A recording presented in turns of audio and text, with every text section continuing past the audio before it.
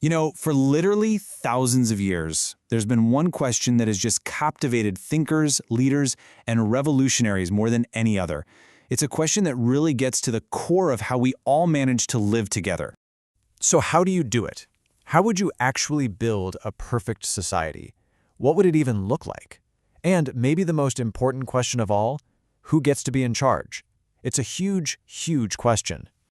And, as it turns out, two of the greatest minds in history, a teacher and his star student, gave us two completely different answers. And believe me, their philosophical clash has shaped pretty much all of Western thought for over 2,000 years. This isn't just some dusty old history lesson. This is the blueprint for arguments we are still having right now, today. So, on one side, you've got Plato. He was the ultimate idealist, right? He believed that the world we see around us is just a kind of shadow of a more perfect, unchanging reality. For him, the perfect state wasn't something you'd find in the messy real world. No, it was something you had to design from a perfect, rational blueprint.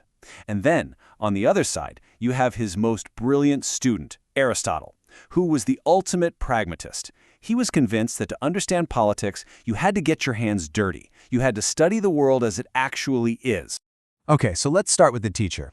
In his absolute masterpiece, The Republic, Plato lays out his vision for a perfect city, a real utopia built entirely on reason and justice. And for him, the whole thing started with a pretty radical idea about who should get to hold all the power.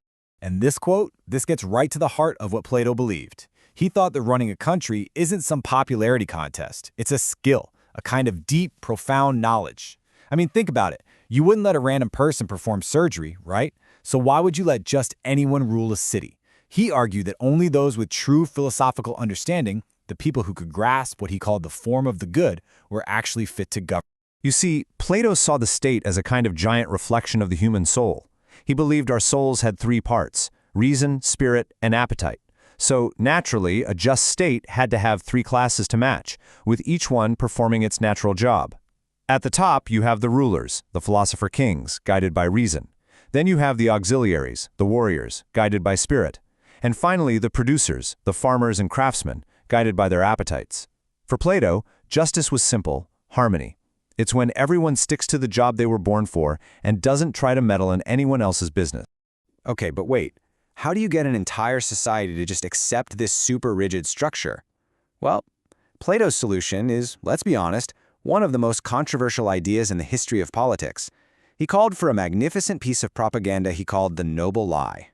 So this foundational story had two main parts. First was the idea that all citizens are literally brothers and sisters, born from the very soil of their country. That fosters a sense of family, right? And second was the myth of the metals, the story that the gods mixed different metals into everyone's soul: gold for the wise rulers, silver for the brave warriors, and iron and bronze for all the hardworking producers. But here's the crazy twist, and this is so important. The main audience for this lie wasn't actually the general public. It was the rulers themselves. The lie's real purpose was to stop the golden-souled rulers from just passing power down to their kids. It was a command. You have to test the children of every class and move them up or down based on their natural talent, their true metal, not who their parents were. It was basically a tool to enforce a radical meritocracy. And all this brings us to the student, Aristotle, who looked at all of this top-down, idealistic stuff and basically said, yeah, that's just not how the world works. In his own famous work, Politics, Aristotle takes a completely different road. He wasn't interested in designing some perfect utopia from scratch. He wanted to understand and improve the governments that already exist. And his method?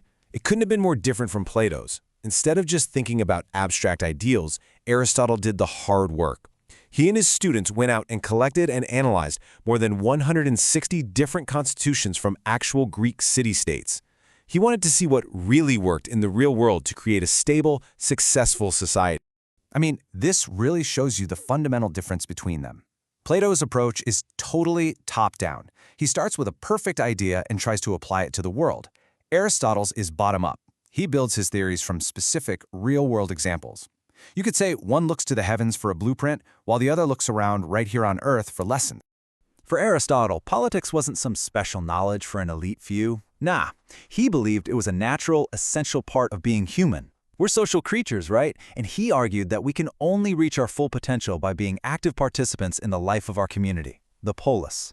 So this huge difference in their whole approach, it leads them to their biggest disagreement of all. If politics is for everyone, then who's actually the best fit to run the show? Okay, check this out. Plato, the idealist, he bets everything on the wisdom of an elite few, those philosopher kings. But Aristotle, the pragmatist, places his trust in the collective wisdom of a large, stable middle class. For Plato, authority comes from abstract philosophical knowledge. For Aristotle, it comes from real-life experience and moderation. Plato is aiming for perfection. Aristotle's just aiming for stability. And crucially, Plato thinks a truly wise ruler is above the law, while Aristotle argues that the rule of law is the only thing that can prevent tyranny and keep a state stable for the long haul. And Aristotle's reasoning here was just so practical. He understood people. He knew that if you concentrate all the power in the hands of a few, even if they're the best and brightest, it will inevitably create envy and resentment among everyone else who's left out. For him, a stable country requires lots of people to participate, to feel a sense of shared ownership, and that's just something a tiny ruling class could never, ever provide. So, what's the takeaway here? Well, this ancient argument between teacher and student is far from over. In fact, you could say it's the central tension that runs through almost all of our political debates today. Seriously, just think about it. Every single time we debate putting power into the hands of unelected experts, a kind of modern-day philosopher king, versus trusting the democratic process, we're just replaying Plato versus Aristotle. It's the exact same tension. Visionary, top-down plans versus the slow, practical wisdom of the people. The world as it should be versus the world as it is. And that's the timeless question they left for us to wrestle with. Do we entrust our future to the brilliant few who claim they know the perfect way forward? Or do we find our strength and our stability in the collective judgment and participation of the many?